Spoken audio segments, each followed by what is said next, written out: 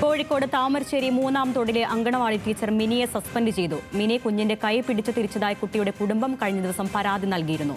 Lynette Varghese ചേരുന്നുണ്ട് വിവരങ്ങൾ നൽകാൻ. ലിനറ്റ്, വിശദാംശങ്ങൾ പറയും.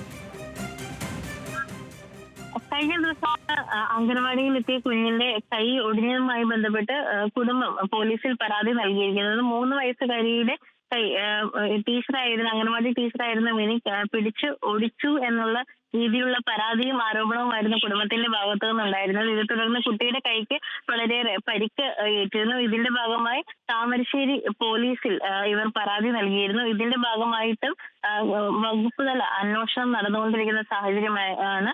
അതോടൊപ്പം ICDS ഡയറക്ടർക്ക് കുട്ടിയുടെ കുടുംബവും അതോടൊപ്പം അംഗനവാടി ടീച്ചർമാരും ഒക്കെ തന്നെ പരാതി നൽകുന്ന സാഹചര്യം ഉണ്ടായിരുന്നു. നേരത്തെയും ടീച്ചറുടെ ഭാഗത്തു നിന്ന് ഇത്തരത്തിലുള്ള പ്രശ്നങ്ങൾ ഉണ്ടായിരുന്നുവെന്നും മറ്റ് കുട്ടികളുടെ മാതാപിതാക്കൾ നേരത്തെ പറഞ്ഞിട്ടുണ്ടെന്നും കുടുംബം വ്യക്തമാക്കിയിരുന്നു.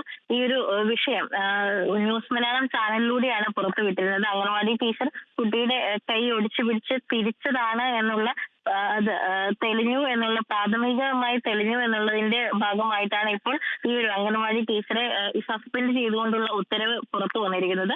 അതായത് പ്രാഥമിക അന്വേഷണത്തിൽ ടീച്ചറുടെ ഭാഗത്തുനിന്ന് പിഴവുണ്ടായി എന്ന് വ്യക്തമാക്കിക്കൊണ്ടാണ് ഇപ്പോൾ ഈ ടീച്ചറെ ഈ ഒരു സ്ഥാനത്ത് നിന്ന് സസ്പെൻഡ് ചെയ്തുകൊണ്ടുള്ള ഉത്തരവ് വന്നിരിക്കുന്നത്.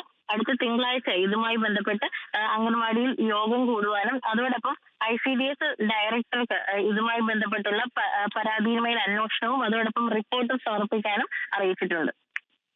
അംഗനവാടിയിലെ കുഞ്ഞിന്റെ കൈ പിടിച്ച് തിരിച്ചു എന്ന പരാതിയിലാണ് അംഗനവാടി അധ്യാപികയ്ക്ക് സസ്പെൻഷൻ. വിവരങ്ങൾ നൽകുകയായിരുന്നു കോഴിക്കോട് നിന്ന് ലിനറ്റ് വർഗീസ്.